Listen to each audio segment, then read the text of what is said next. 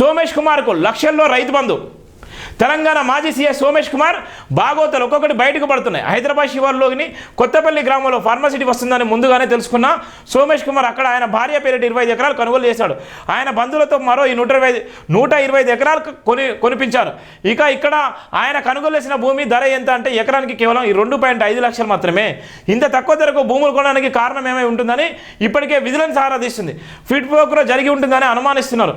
ఈ మేరకు విచారణ జరుగుతుందని ఆయన మరో భాగవతం కూడా బట్టబయలైంది. అంటే సోమేష్ కుమార్ గతంలో తెలంగాణ రాష్ట్రాన్ని ఆగం చేసినటువంటి ఒక మాజీ ఐఏఎస్ ఆఫీసరు, ఒక మాజీ సిఎస్. ఎంత ఘోరం అంటే ఇష్టానుసారంగా తెలంగాణలో ఉన్నటువంటి ఐఏఎస్ ఐపీఎస్ అధికారులను ముక్కు తిప్పలు పెట్టి ఇవాళ ఉన్నటువంటి ధరణి విషయంలో అనేకమైన ఇబ్బందులు పెట్టే విధంగా, ఇవాళ చెప్పులు అరిగిపోయే విధంగా తిరిగి ఇవాళ రైతులు ఆత్మహత్యలు చేసుకోవడానికి కూడా ఈ ఐఏఎస్ ఆఫీసరే చేసిన నేపథ్యం కూడా ఇస్తున్నాం.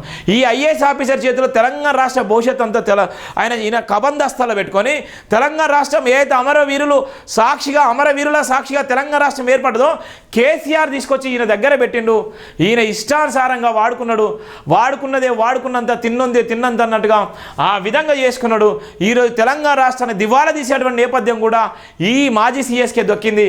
అందుకోసమే లక్షల రూపాయలు ఈయన రైతు బంధు ఖాతాలో పడేది ఎక్కడి నుంచి వచ్చినాయి, ఎక్కడ కొనుక్కున్నాడు, ఆయన ఎక్కడ ఐఏఎస్ ఆఫీసరు, ఈయన గత 10 సంవత్సరాల నుంచి బీఆర్ఎస్లో ఉన్నటువంటి సీఎస్గా ఉన్నటువంటి నేపథ్యంలో ఆయన కోట్లు ఏ విధంగా పెరిగిపోయినాయి, ఎక్కడి నుంచి వచ్చిన ఈ భూములను ఆరాధిస్తే ఇవాళ రేవంత్ రెడ్డి ఒక్కొక్కటి కూడా తీగలాగేటువంటి ప్రయత్నం చేస్తున్నారు. చాలామంది ఐఏఎస్ ఐపీఎస్ అధికారులు కూడా ఇదే తరహాలో ఉన్నారు.